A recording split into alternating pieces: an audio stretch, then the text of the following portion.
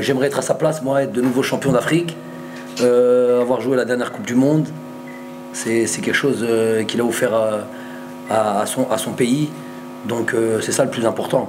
Le reste, bon, c'est peut-être une petite lutte d'ego, d'entraîneur, quoi, avec tout en étant très fraternel, très amical. Je vous assure que c'est assez anecdotique. Le plus important, c'est effectivement cette victoire. Elle compte pour cette équipe d'Algérie je ne vais pas dire en complète reconstruction, mais avec quand même l'avènement de nouveaux joueurs et de jeunes joueurs qui comptent leur deuxième, troisième, quatrième sélection. Donc ça, c'est la chose sur laquelle qui m'importe. Et donc voilà, c'est une accélération à vitesse grand V de l'apprentissage ici dans le football africain contre la meilleure équipe. Vous allez prendre un verre avec lui avant de partir si vous allez dans le France. Comment? Est-ce que vous allez prendre le verre avant de partir? On n'a pas le temps de partir, on a l'avion à prendre.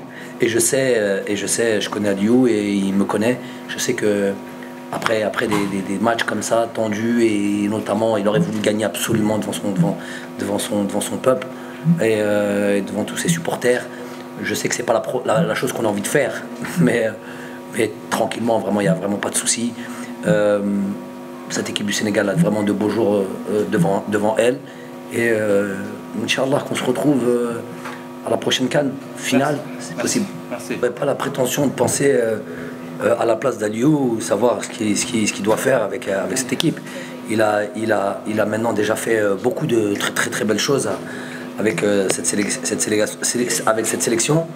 Donc ce serait vraiment manquer de respect à ce grand coach avec le travail qu'il fait avec cette sélection. Mais si vous voulez parler purement technique, moi j'ai vu une équipe, certes, on avait évidemment un plan.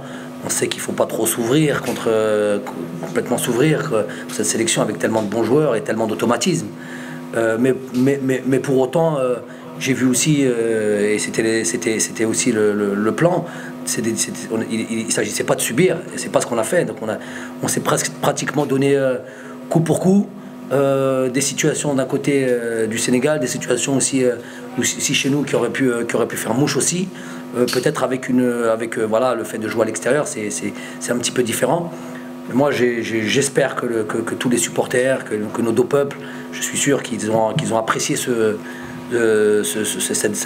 bonne bataille, vraiment dans le fair play le plus total, mais dans l'engagement aussi le plus total.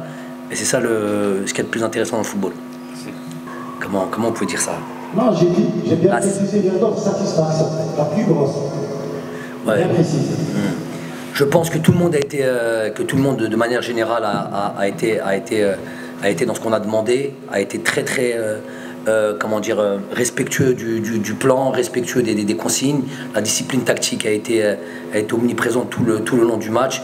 Contre cette équipe du Sénégal, si tactiquement on manque ne serait-ce que 1 mètre ou 2 mètres par exemple sur une notion de pressing ou sur une notion de placement, on le paye cash. Et d'ailleurs on a vu une ou deux situations où justement on était un petit désorganisé sur certaines situations dues à la qualité de cette équipe du Sénégal, et on a concédé des occasions.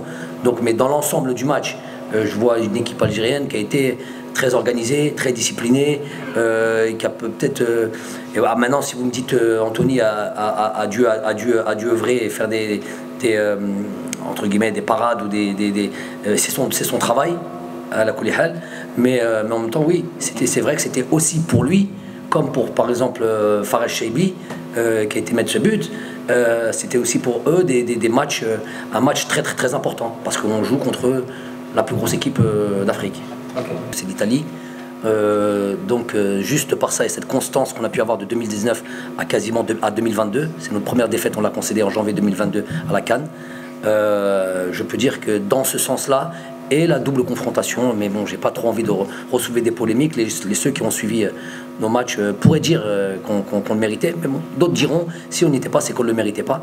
En tous les cas, le plus important, c'est que le Sénégal et Aliou en sont à leur deuxième qualif. Et moi, j'aimerais connaître ça avec mon pays. Voilà, j'aimerais connaître une participation de Coupe du Monde à mon pays. Bouhanani, c'était une question d'arbitre qui n'avait pas, quatrième arbitre qui n'avait pas pris à temps la feuille.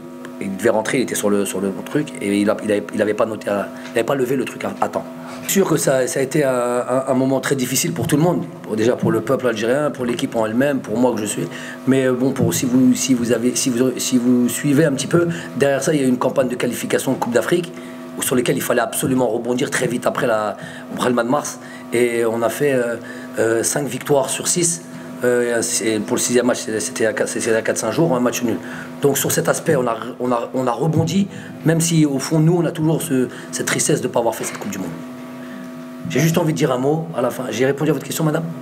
Voilà. J'ai juste envie de dire, en profiter encore pour souhaiter toutes nos condoléances au peuple marocain, puisque vous avez fait gentiment cette annonce dans le stade. Donc on répète ça, on est de tout cœur avec eux, avec nos frères. Et vous m'accorderez pour dire que j'ai été un peu visionnaire en visant de garder ce coach. Voilà, donc il a fait un travail immense avec cette équipe, le renouvellement de cette équipe, l'apparition d'autres joueurs, et je vois que l'équipe est encore, je dis ça très sincèrement, j'ai vu encore une phase de progression entre l'équipe qu'on a rencontrée à la CAN en 2019 et cette équipe-là. Je vois encore plus d'automatisme, encore plus de maturité dans le jeu, et elle va être encore présente lors de la prochaine CAN, et ça va être une l'équipe qui détient le titre et qui va être difficile à détrôner. Le site numéro 1 du sport au Sénégal, wivsport.com, est maintenant disponible en version application mobile sur iOS et Android. Retrouvez l'actualité du Sénégal pour tous les sports en direct sur votre téléphone: football, lambe, basket, sport de combat, athlétisme et bien d'autres disciplines. Toutes les statistiques des championnats sénégalais, les matchs, les résultats, les classements à suivre en direct sur votre application WivSport.